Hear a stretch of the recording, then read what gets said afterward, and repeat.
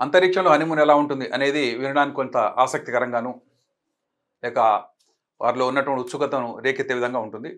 ఎందుకంటే మనందరికీ తెలిసింది భూమి మీద కోటాను కోట్ల మంది బిడ్డలు జన్మించారు. మనకి ఏ ఇబ్బంది లేకుండా ప్రెగ్నెన్సీలు వస్తూనే ఉన్నాయి. బిడ్డలు కంటూనే ఉన్నారు. ఎక్కడ కూడా మానవాళి అంతరించిపోయే ప్రమాదం ఎక్కడ కనబడలేదు. మరి ఈ క్రమంలో అంతరిక్షంలో పోయి శృంగార ప్రక్రియ చేయాలని, అక్కడ బిడ్డలు కనాలని, అక్కడ హనీమూన్ చేసుకోవాలని, ఇవన్నీ ఒక వింత ఆలోచనలు, అత్యంత సంపన్నులకు వచ్చేటువంటి భావనలు. ఎందుకంటే అమెరికాలో ఇటువంటి ఒక అడ్వర్టైజ్మెంట్ వచ్చిందండి.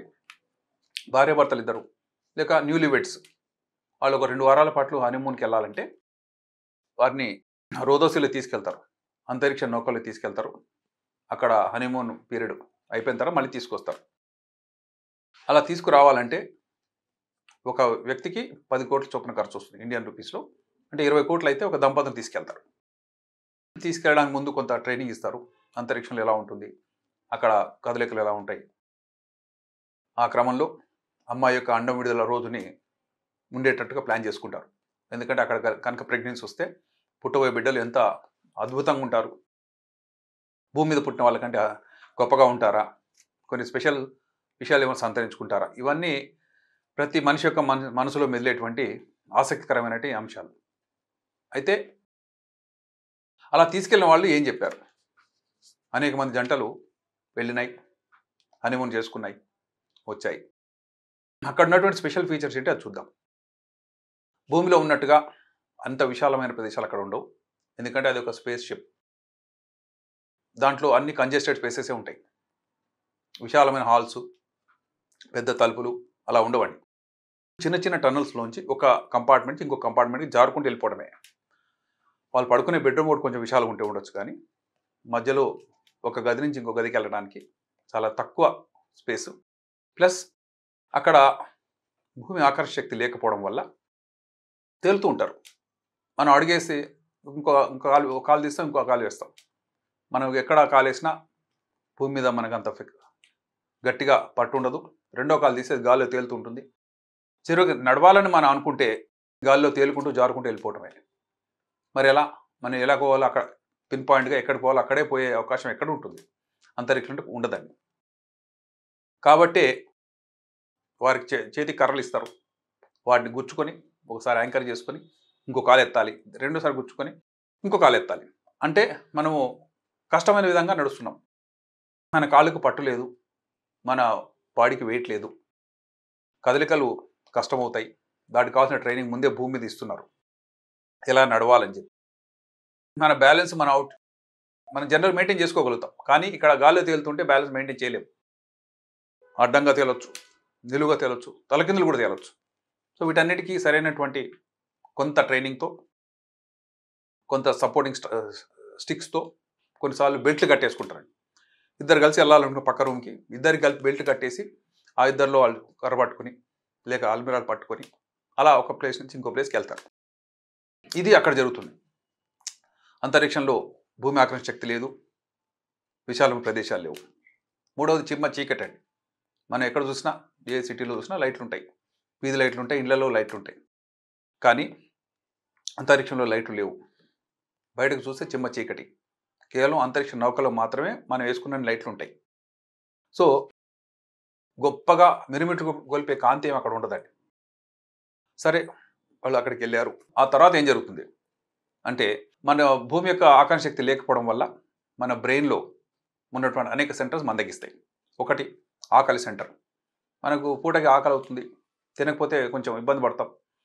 8 గంటలకు 10 గంటలకు ఏదో ఒకటి తినేస్తాం, లేకపోతే షుగర్ లెవెల్స్ పడిపోతాయి. అంటే మనకి ఆకలికి ఒక సెంటర్ ఉంది, హైపోథాలమస్లో ఉంటుంది. తినడం మొదలుపెట్టామనుకోండి, ఎంత తినాలి ఎవరు చెప్తారు మనకి? కొంతసేపటి మనకు కడుపు నిండింది అనే ఫీలింగ్ కలుగుతుంది. అది కలిగించేది సెటైటీ సెంటర్ అంటారు, అదే తృప్తి సెంటర్.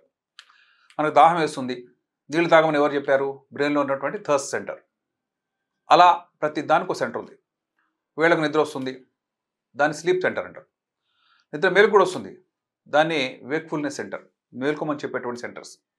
అలాగే అందులో సెక్స్ సెంటర్ ఒకటి ఉంది, ventrolateral tegmental nucleus of hypothalamus in the midbrain of human brain. So అది ఏం చేస్తుందంటే మనిషికి శృంగార వాంఛల్ని కలిగిస్తుంది. దాని పర్యవసానంగా మిగతా ప్రక్రియలు జరుగుతూ ఉంటాయి. మరి అంతరిక్షంకి వెళ్ళిన తర్వాత వాళ్ళకి ఫస్ట్ చూస్తే బ్యాలెన్స్ సరిగా లేకపోవడం, ఇరుకైన ప్రదేశాలు తిరగటం, సరైనటువంటి ఆహ్లాదకరమైన వాతావరణం అక్కడ లేకపోవడం వల్ల అనేక సెంటర్స్ మందగిస్తున్నాయి. ఆకలి తగ్గిపోయింది. వాళ్ళు తినడానికి మనలాగా రకరకాల వంటలు ఏమి ఉండవండి. డ్రై ఫ్రూట్సు, జెల్లీసు, జామ్సు, చాలా కాంపాక్ట్ ఫుడ్స్ తీసుకెళ్తారు. ఎందుకంటే వెయిట్ కూడా మరి ఎక్కువగా తీసుకెళ్ళారు కాబట్టి, అక్కడక్కడ వండుకునే ఛాన్స్ కూడా లేదు కాబట్టి, రెడీమేడ్ ఫుడ్స్, ఫాస్ట్ ఫుడ్స్ కానీ, లేక కంప్రెస్డ్ ఫుడ్స్ కానీ, హై క్యాలరీ, లో వాల్యూమ్ డైట్.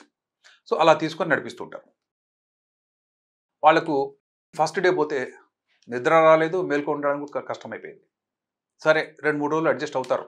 ఎలా అయినా సరే మనం వేరే చోటుకి పోయినా, ఇంకోళ్ళ ఇంటికి పోయినా అక్కడ నిద్ర రాదు మనకి. ఎందుకంటే మన బెడ్ మందర లేదు, మన చుట్టుపక్కల కొత్త వాళ్ళు ఉన్నారు అనే ఫీలింగ్తో. అక్కడ అంతకంటే ప్రాబ్లం అయిన విషయమే. అయినప్పటికీ 2-3 డేస్లో వాళ్ళు అడ్జస్ట్ అయ్యారు అనుకుందాం.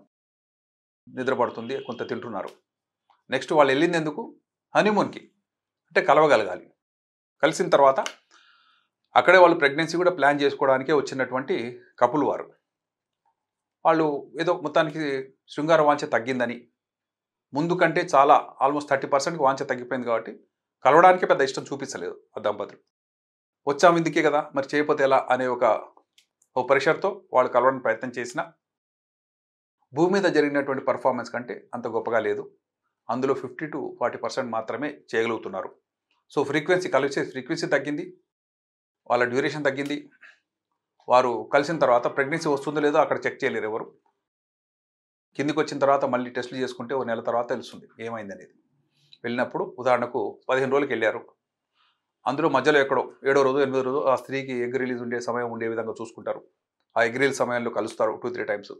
కలిసిన తర్వాత ప్రెగ్నెన్సీ వచ్చిందని ఎప్పుడు తెలుస్తుంది? ఆ కలయిక తర్వాత 14 రోజుల తర్వాత తెలుస్తుంది. అప్పటికల్లా భూమి మీదకి వచ్చేస్తారు వాళ్ళు. సో కలవడం వరకు వాళ్ళు అక్కడ కలిశారు. కలిసినప్పుడు కూడా కొన్ని రకాల స్పెషల్ ప్రాక్టికల్ ప్రాబ్లమ్స్ ఉన్నాయి. అదేంటి అంటే ఉదాహరణకు మనం ఈ పెన్ను ఉంది, దీన్ని నేను ఇట్లా వదిలేస్తే నేల మీద పడిపోతుంది. కానీ అక్కడ నేను వదిలేస్తే అక్కడే ఉంటుందని. ఎవరు పట్టుకోకపోయినా అక్కడ వేలాడుతుంటుంది.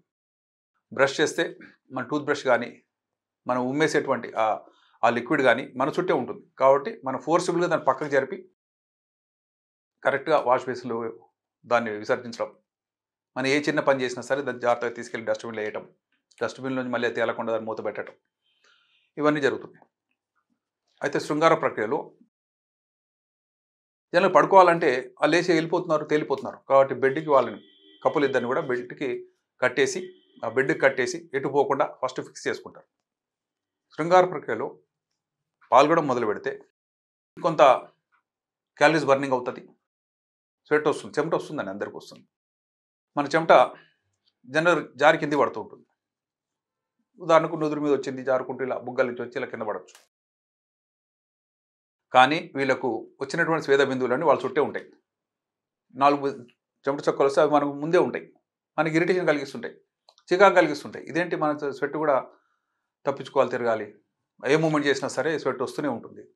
కాబట్టి వీళ్ళకు అన్ని వైపుల నుంచి కూడా రూమ్ ఫ్రెషనర్సు, మామూలు వాటర్ వేపర్స్, స్టీమ్ లాంటివి పంపిస్తుంటారు. ఎందుకంటే అవి డిస్ప్లేస్ చేస్తాయి మన చెమటని, అది పక్కకు జరిపేసేసి మన చుట్టూ కొంచెం ఫ్రెష్ ఎయిర్ వచ్చే విధంగా పంపింగ్ గ్యాసెస్ ఉంటాయి. ముఖ్యంగా వాటర్ వేపరు, కొన్ని రూమ్ ఫ్రెషనర్సు, కొన్ని సెంట్స్, ఇవన్నిటి ద్వారా మన చెమటను మనం పక్కకు జరిపేసేసి మనం ఫ్రీగా మూమెంట్ అయ్యే విధంగా చేసేటువంటి ఆ స్పెషల్ ప్రక్రియ కూడా కావాలి. సో బెడ్కి కపుల్ని కట్టేశారు. వారు చేస్తున్న కొద్దిపాటి మూమెంట్లో చెమట వస్తే దాన్ని డిస్ప్లేస్ చేయడానికి, పక్కకు పంపించడానికి రూమ్ స్ప్రేస్ వాడారు. ఇన్ని చేసిన తర్వాత క్యాలరీ బర్నింగ్, జనరల్గా భూమి మీద కనుక శృంగార ప్రక్రియలో కనీసం 380 కిలో క్యాలరీస్ బర్న్ అవుతాయి. అక్కడ ఎంత అవుతున్నాయి అంటే వాళ్ళు చేసే ప్రక్రియలో ఆల్మోస్ట్ సగం కూడా బర్న్ కావట్లేదు. ఎందుకంటే వాళ్ళకు డిజైర్ ఎక్కువగా లేదు, పర్ఫార్మెన్స్ సరిగా లేదు, చుట్టుపక్కల ఉన్నటువంటి వాటర్ వేపర్స్ ఈ చెమట అంతా కూడా ఇబ్బంది కలిగిస్తుంది. కాబట్టి వాళ్ళు ఆల్మోస్ట్ 200 క్యాలరీ కూడా బర్న్ చేయలేకపోయారు. అయినా సరే మొత్తానికి ప్రెగ్నెన్సీ ప్లాన్ చేసే విధంగా ఓవులేషన్ టైంలో వాళ్ళు కలవగలిగారు. ఆ తర్వాత ఇంటికి వచ్చేసారండి, భూమి మీదకి వచ్చేసారు. వచ్చిన తర్వాత బయటకు రాగానే మీడియా వాళ్ళు ఉంటారండి, మీరు 20 కోట్లు ఖర్చు పెట్టి వెళ్ళారు, మరి మీ గొప్ప అనుభూతులు ఏమి కలిగినాయో, ఏమేమి కొత్త విషయాలు చూడగలిగారు చెప్పండి అని.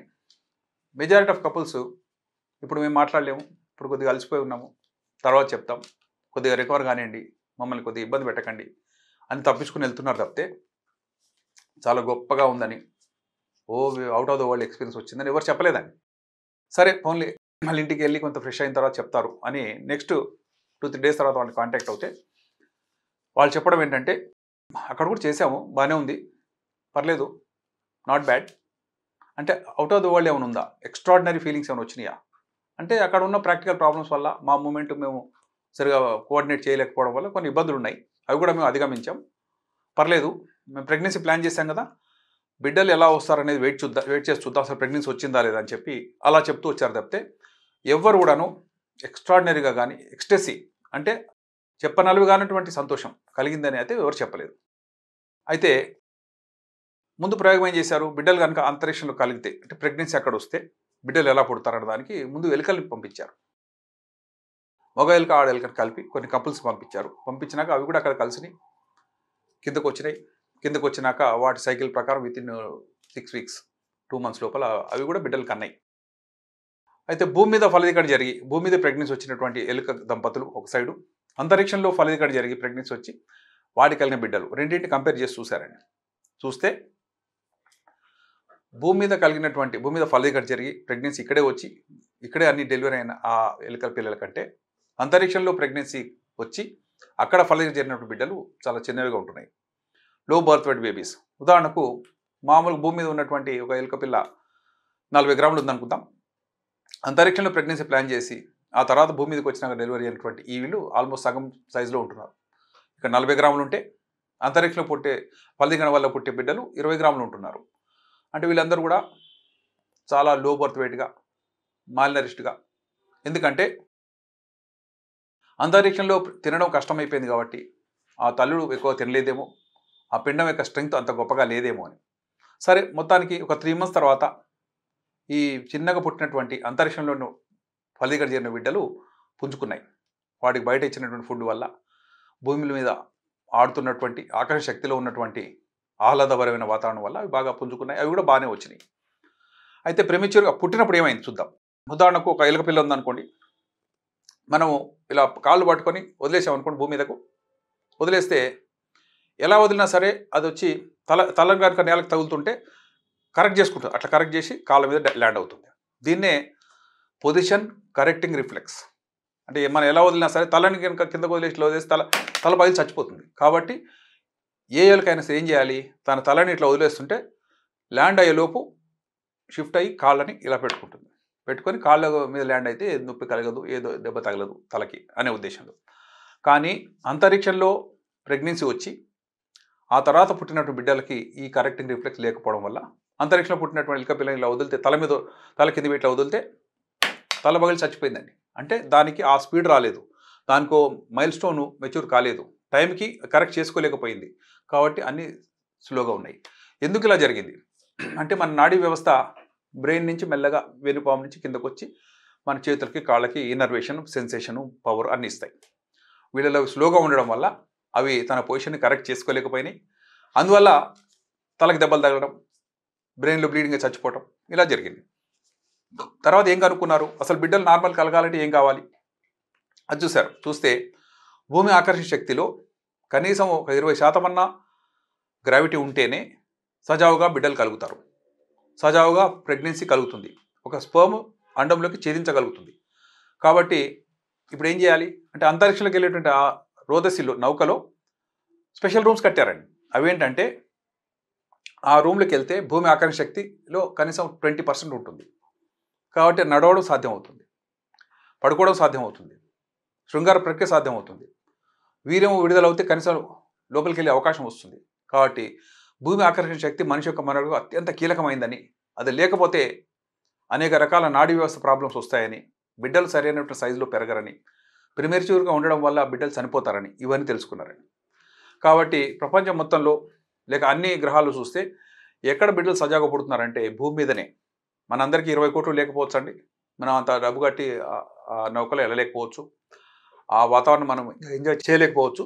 కానీ అన్నిటికంటే గొప్ప అనుభూతి ఎక్కడ కలుగుతుంది, ఈ భూమి మీద కలుగుతుంది. ఎందుకంటే భూమి మీద ఉన్నటువంటి ఆకర్షణ శక్తి అనేది అత్యంత గొప్ప వరమని, అక్కడే అన్ని ప్రక్రియలు సజావుగా సాగుతాయని, మన బ్రెయిన్లో ఉన్న అన్ని సెంటర్స్ కూడా చక్కగా పనిచేస్తాయని, మన మైల్ స్టోన్స్ అన్ని కూడా సజావుగా వస్తాయని తెలుసుకున్నప్పుడు మనం సంతోషించాల్సిన విషయం. ఎందుకంటే భూమి మీద పుట్టినటువంటి మనం ఇవన్నీ తెలియకుండానే చక్కగా జీవిస్తున్నాం. ఎవరి సపోర్ట్ లేకుండా నడవగలుగుతున్నాం. మేము అమెరికాలో ఉన్నటువంటి నాసా గ్లెన్ సెంటర్ ఒకటి ఉందండి. క్లీవ్‌లాండ్‌లో ఉంది అది. ఒహాయో స్టేట్‌లో. అక్కడ మేము వెళ్లి చూసామండి. అందులోకెళ్ళి చూసినప్పుడు మాకు కూడా సిమ్యులేషన్ ల్యాబ్స్‌కి వెళ్ళమని చెప్పారు. దానికి కొంత డబ్బు కడితే మనకి 2 స్టిక్స్ ఇస్తారు. అందులోకి వెళ్తే మనం గాలిలో తేలిపోతుంటాం. ఆ స్టిక్స్‌తో సహాయంతో మనం నడవడం నేర్చుకోవాలి.